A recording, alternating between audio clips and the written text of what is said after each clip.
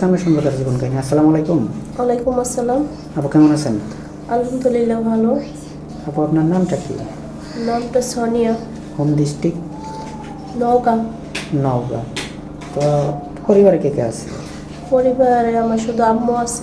বাবা নেই? না। তো আপু আপনার কি এখানে কেন আসছেন? আসছি একজন মনের মানুষ দরকার আমার, যে আমাকে বিয়ে করবে। ও আচ্ছা, মানে জীবন সঙ্গীর জন্য আসছেন না? জি। তো যাই হোক, আপনি কেমন বয়সী আপনার লাইফ পার্টনার চাচ্ছেন? 30 থেকে 35 এরকম। ও আচ্ছা, 30 থেকে 35, বা যদি 40 বছর হয় এরকম হলে কি আপনার চলবে? হ্যাঁ চলবে, কিন্তু তার মন ভালো থাকা লাগবে। ও আচ্ছা, তো যাই হোক, এখন আপু একটা কথা, আপনার বয়স কত? আমার বয়স 21। 21 বছর। তো আপনার কি আগে বিয়ে শাদী হয়েছিল? না। বিয়ে শাদী হয়নি না? তো আপনি এই যে এখানে আসছেন, কিভাবে আসলেন? আইসি ওই যে ফোনে নাম্বার দেওয়া ছিল, ভিডিওর ভিতরে যোগাযোগ করে। ও আচ্ছা, আপনার ফোন দিয়ে যোগাযোগ করছেন না অন্যের ফোন? না না, অন্যজনের ফোন দিয়ে। ও আচ্ছা, তার মানে আপনার ফোন নেই? না। ও আচ্ছা, তো এই যে এখানে যে আসছেন আপনি, আমাদের এখানে আপনার লেখাপড়া কতটুকু করছেন? আমি 8 পর্যন্ত পড়ালেখা করছি। 8 পর্যন্ত লেখাপড়া করছেন, আর লেখাপড়া করেন নাই কেন? করি নাই, সামর্থ্য ছিল না, বাবা মারা গেছিল। পরে আর পড়ালেখা হয়নি। মা কাজ করে বাসা বাড়িতে, ওই টাকা দিয়ে মনে করেন চলতে কষ্ট হয়ে গেছে মাস শেষে।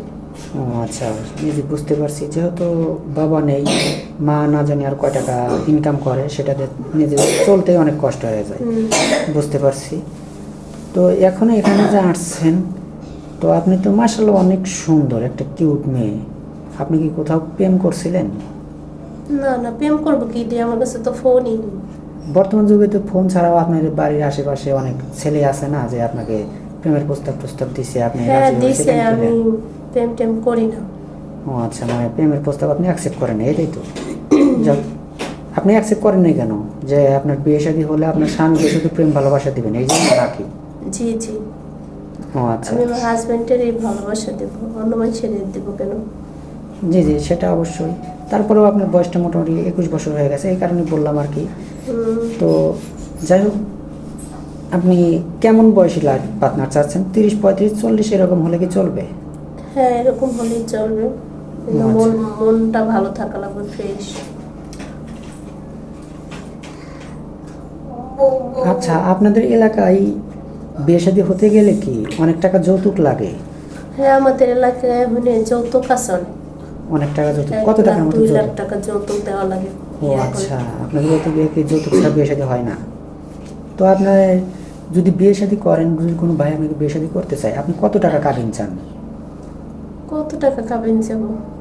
আপনার 1-2 লাখ এরকম হলে হবে।